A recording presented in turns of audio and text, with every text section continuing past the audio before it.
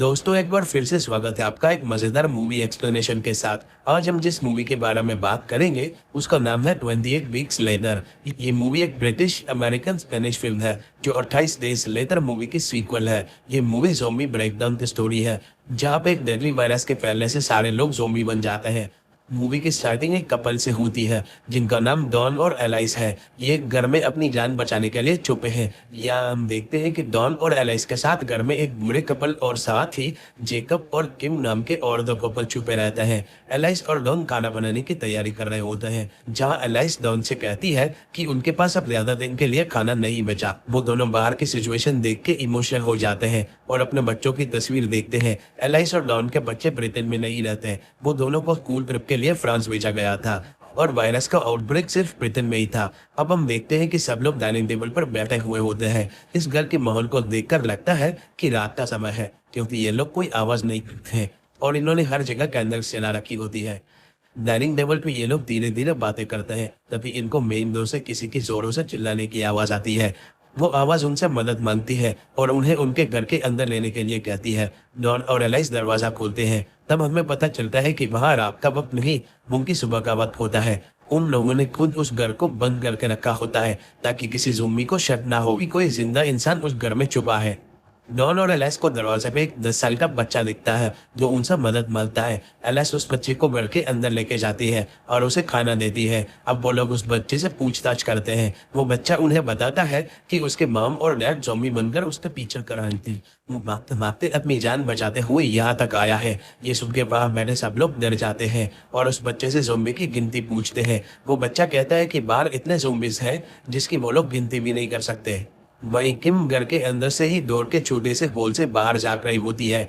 वो देखती है कि बाहर दूर दूर से ज़ॉम्बीज़ उनके घर के पास आ रहे होते हैं। अचानक से उसी होल के सामने एक ज़ॉम्बी आ जाता है और दरवाजा तोड़ने की कोशिश करता है। उसका हाथ दरवाजे के अंदर तक आ जाता है जिससे वो किम को पकड़ लेता है। किम जोरों से चिल्लाती है। घर के बाकी लोग किम को बचाते हैं।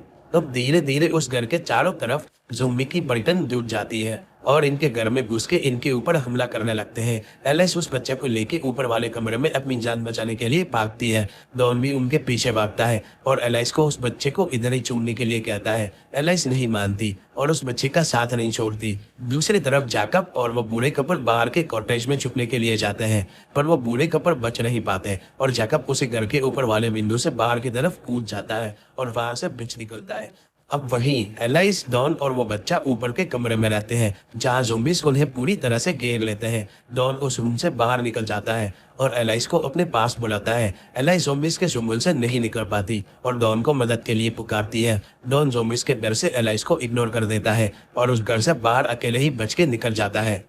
एलाइस उसे विंडो से हेल्प के लिए बुलाती रहती है पर वो पीछे मुड़ के नहीं देखता। वही हम देखते हैं कि अब एलाइस भी ज़ॉम्बीज़ के हमले का शिकार बन चुकी थी। अब वो एलाइस के लिए रोते रोते घर से बाहर भागता है। उसे एलाइस की मौत का बहुत ज्यादा अफसोस होता है क्योंकि वो अपनी ही बीवी को नहीं बचा पाता। डॉन भागता रहता है और इसके पीछे सारे ज़ॉम्बीज़ बच जाते हैं। वो भागते भागते एक तालाब के सामने आता है जहाँ पे उसे जैकब दिखता है जो बोट चालू करने की कोशिश कर रहा होता है। डॉन वहां जाके जैकब की मदद करता है। जैसे बोट चालू होती है जैसे ही जैकब पानी में गिर जाता है और उस पर ज़ॉम्बीज़ हमला कर देते हैं।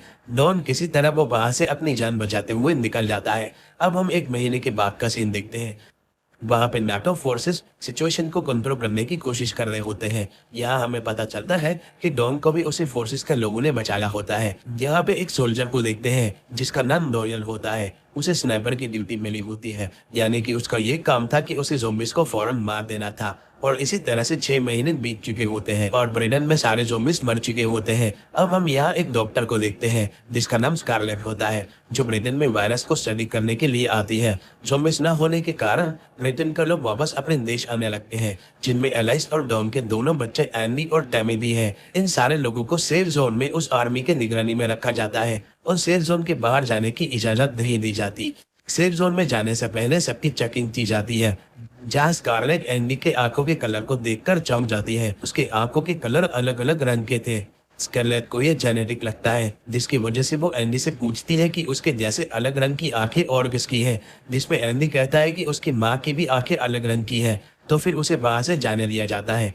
आगे हम देखते हैं कि डॉन अपने बच्चों को घर के लिए लेने आता है। वो इन 6 महीनों में एडमिनिस्ट्रेशन का काम कर रहा होता है, जिसकी वजह से उसके पास पूरे सेफ जोन का एक्सेस होता है। वो बच्चों को नए घर लेके जाता है और उनकी माँ एलाइस के बारे में बताता है। डॉन सिर्फ एलाइस के माँ के बारे में बताता है, उन्हें ये नहीं बताता कि वो एलाइस को छोड़ के भाग गया था।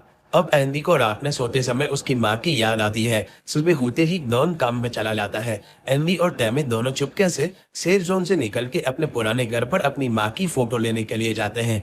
यूएस आर्मी उन्हें ट्रैक करने की कोशिश करती है, पर इतने दोनों बच्चे अपने घर के अंदर पहुंच जाते हैं। वो लोग अपने घर की ऊपर वाले कमरे में जाते हैं। तभी एंडी को कोई आवाज सुनाई देती है। वो हिचकिचाते हुए आवाज का पीछा करता है और देखता है कि वो और कोई नहीं बल्कि उसकी माँ एलाइस है।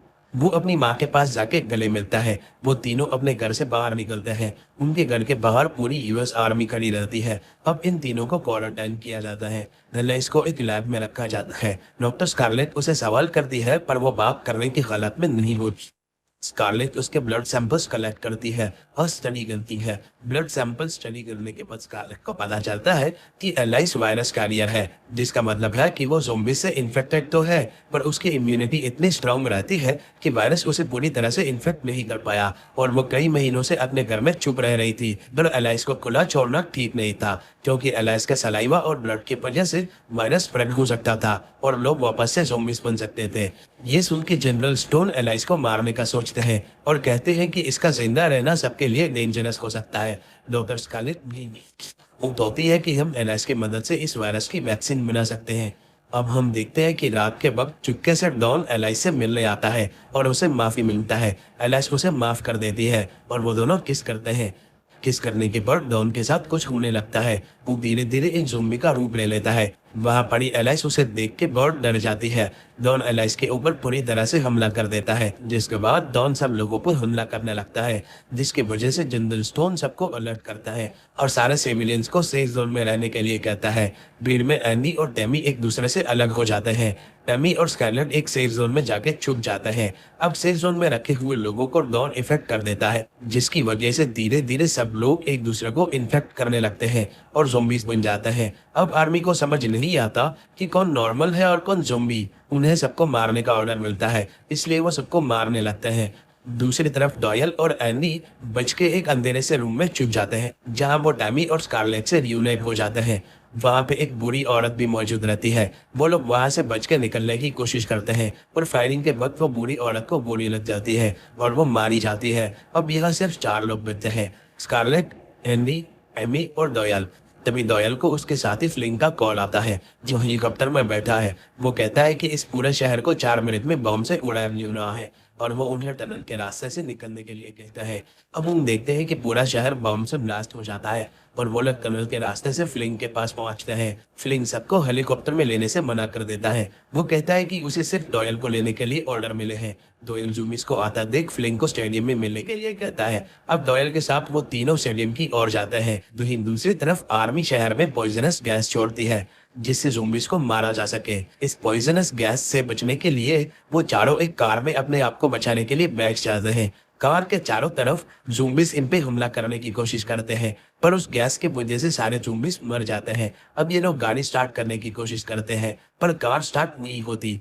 डॉयल कार से गाड़ी को धक्का देने के लिए निकलता है, फिर तब तक आर्मी डॉयल को ज़ॉम्बी समझ के मार देती है।